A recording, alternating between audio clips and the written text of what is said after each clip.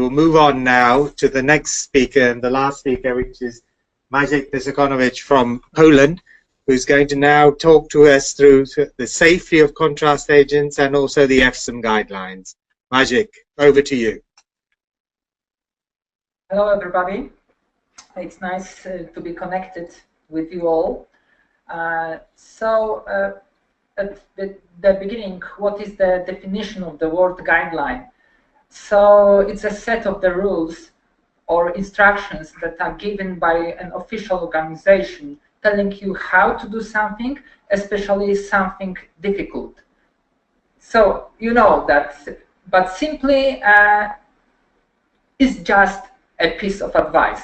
So I built my today lecture upon EFSM statement and what is the definition of the word statement, but in UK. In UK, it's an official assessment made by a local education authority concerning a child's special educational needs. So it's very accurate because we are big children and we need special knowledge about CEUS. So it's very easy. You just enter the website of Ultraschall, you just click the button, just the press, and for free you could get the EFSM position statement. So it's very significant paper because it presents the current status of knowledge about CEUS application in children. It makes suggestions and gives directions for further development of children's CEUS. But also, what is very important, in some case, legitimize the method, which in a wide range is still off-label methods. So it's very important for us performing the CEUS. So inside the statement, you could find a dozen of topics. So I would like to give you insight into a few of them, even read between the lines a little bit. So first, let's talk about general considerations.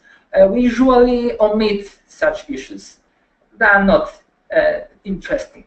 However, we could find interesting and important information first, which announced that Lumason has been approved for use in ultrasonography of the liver for characterization of focal liver lesions in adult and pediatric patients. And moreover, a few weeks ago, it had been proved.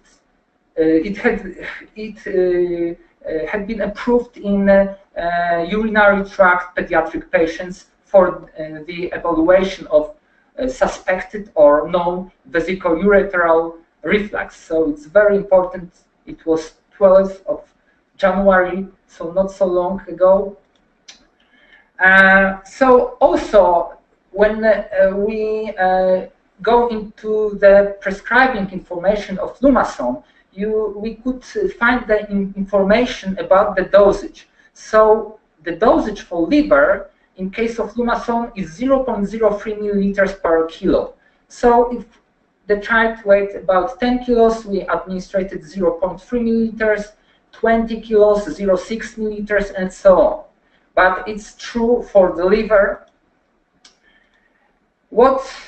It's in general, the dosage of ultrasound, as said, Doris, is very, very dependent on many factors.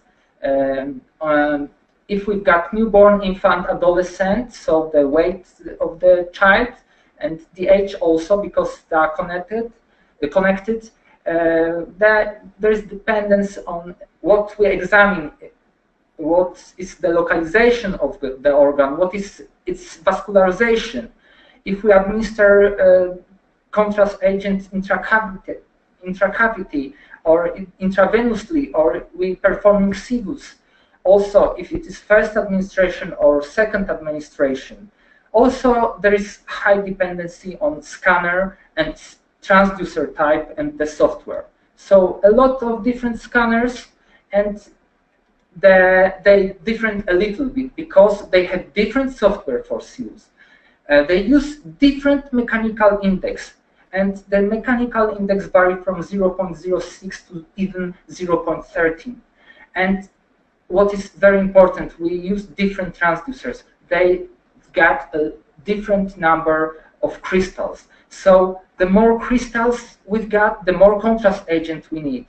Also the frequency, the higher, the more contrast we need, or we have to set the mechanical index a little higher. Also we could improve the image with that. In our center in Gdańsk, we use such dosage regimen. So for newborns and infants under first year of life, we administer 0.1 milliliters of ultrasound contrast agent. And for older children, usually for liver, we divide the age by 10. And in case of lymph nodes, lungs, kidneys, spleen, and high vascularized organs, we divided the age by 20. So if we've got older children, in case of the liver, we administrated at least 1.2, even to 1.8 milliliters, especially if we've got some malignancy. They are big, they eat a lot of contrast agents, so we have to put more. If we performing second administration, we usually are giving half of initial dose. Now maybe a few words about safety. In prescribing information, it was contradiction about shunts and hypersensitivity. However, on January 11, it was the contradiction about shunts, cardiac shunts, had been removed. So it's very good information. However, still we've got that not nice hypersensitivity reactions such as skin erythema, rash, urticaria, flushing, throat tightness, and what is the worst, anaphylactic shock, which is not commonly observed, but we have to be aware that it could possible. However, we should be prepared, not scared. And we have different mechanisms of hypersensitivity in case of ultrasound contrast agent. And in case of some of you and ultrasound contrast agents, hypersensitivity reaction arises as a consequence of activation of the complement system. So in case of all contrast media for CT and MRI, this is the similar mechanism of complement activation. So in case of, it's also true for drugs, analgesics, morphine, and insect venoms, and also what is important for liposomes and micellar solvents. So ultrasound contrast media like Sonoview and Lumason, they contain both allergic components like liposomes and solvents like polyethylene glycol. So that it could be the source of the allergic reaction. So be prepared. The first and most important drug is adrenaline. It's very nice. We could put it intramuscular. Caution with intravenous adrenaline. Of course, we've got line because we administrated Sonoview, but it is not easy to dosage properly adrenaline.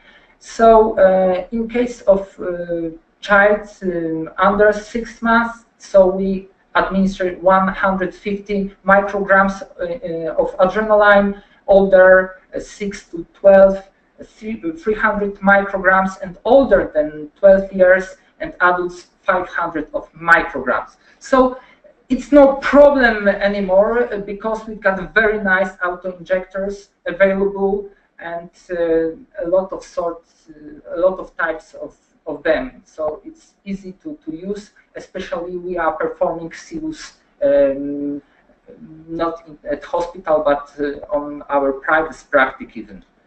So also it's not problem to get the oxygen cylinder, and oxygen is very important. Also, we have to administrate it by face mask with high flow rate, and next crystalloids, and if we got H1 antihistamines are second line of treatment, but they are not so important like adrenaline. So remember, adrenaline, oxygen, and crystalloids, not big stuff, easy to have at your place you are performing CEUS, so it's not problem to have. So be prepared, not scared. Now maybe a few words about adrenals. It was what we've got in statement. The differentiation of benign and malignant adrenal glands tumor is not possible using CEUS. However, adrenal CEUS could be used in trauma or hematoma of adrenal evaluating resolution in place of CT. And it's true, you've seen the Anna Maria presentation, and it was a beautiful example of that. So I see also some possibility in case of infants. Here you could see we've got some lesion, usually hematoma, but also it could be small neuroblastoma. Clearly see that there is no enhancement. Sometimes that small hematomas, they resolve not so fast. They are a little bit tricky and they persist for long. So CEUS is very, very nice alternative for a magnetic resonance. Okay, what's next? We've got vascular application. Here, the doctors from Beijing in China use CEUS to delineate the border between the tumor and healthy brain tissue during neurosurgery resection. So, as you could see in the group, it was child, 11-year-old, so at least one child was in the group. So colleagues from France performed 20 transforaminal CEUS in 16 infants and compared them to MRI reports, and they get high accuracy in results.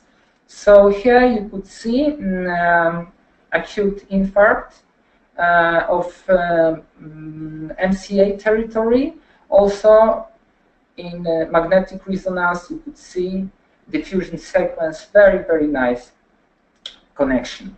And here you could see nodular lesion here, here, yes, and also strongly enhanced in magnetic resonance. So we've got case of tuberous sclerosis. So yes, there are some possibility to use CEUS in transcontinental case. So what about response to anti-angiogenic therapy? Here we've got the 10-year-old boy with non-Hodgkin lymphoma with the lesions in liver. Here is one of the lesions.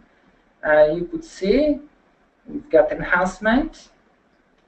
We can even measure that enhancement, and you could see before treatment it was maybe not so strong enhancement like in the liver, but after, during the treatment, there are no enhancement in the lesions. So we could, in quantitative way, measure and see if the response for the drug is correct or not. So it's quite nice. Here we've got 16-year-old boy with testicular germ cell. Here you could see a lesion in the testicle, high stiffness with some fluid, probably necrosis region inside, and we've got metastatic lymph node in retroperitoneal localization here, also with some necrotic areas, not in power Doppler. Especially not so much vascularity inside. Okay, here we've got CEUS. of the lymph node. You could see that also it is very good connected to the elastography. You could see high stiffness here and some fluid, so necrosis, small regions here. And after treatment, you could see that the structure of the lymph nodes changed, but also we've got different pattern of vascularity. We've got some septas. However, in that septas, there are still blood flow. We've got arteries. So, of course, we could also see a viability of the tumor tissue after the treatment. And last but not least, vesico-ureteral reflux has proven CEUS. So contrast-enhanced voiding ultrasonography has proven to be safe and good method. And here I would like to show you reflux to the pelvis here. Very nice. Also, we are able to estimate the ureter here during the voiding. Very nice. And here you could see the reflex to the ureter. Here we've got urethra, okay, and here you've got ureter. So we can estimate that very good as well. So that's all. I would like also invite you to the London, to the 4th International Pediatric CEUS course, and thank you for your attention. Thank you, Maciek, for showing us all about the safety and the pediatric statement that we all put a lot of effort into producing. I can say from the safety point of view, in 20 years of using both in adult and pediatric patients, I've had one moderate reaction in an adult and one minor reaction in a child. Have you had any reactions in your practice? So yes, we've got one severe anaphylactic reaction, and we administrate adrenaline, we administrate oxygen, and it was resolving not so fast, but it was non-fatal and everything was okay. So I think it is very important to be prepared. When we are driving, usually we feel safe, but always we have to be prepared for something what could happen. So it's not big issue to have adrenaline and small oxygen cylinder in the room you are performing CEUS. You are faster than the fastest anesthesiologist at hospital. Yeah, absolutely right. And it's the moment is always most unexpected when it occurs with these patients, but you're quite right. But we have to emphasize that it is probably the safest contrast media of all contrast media to use. I'm going to now, sorry. I think the safety profile is very similar to magnetic resonance contrast, so it's very, very safe, and I think more safer than CT's contrast. Yeah, and in the child, of course, it's always going to be safer than iodinated contrast, radiation, sedation, general anesthetic, all of these things which you can avoid by using a simple dose of contrast-enhanced ultrasound. Thank you very much, and I'd like to thank all our speakers today.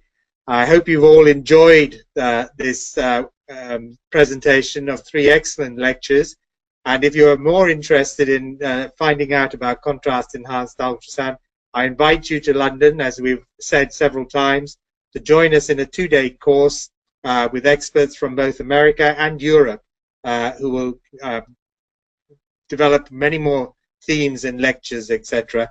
And thank you again, and I'm going to close this session by thanking all our speakers and all our audience. Thank you very much, and bye-bye.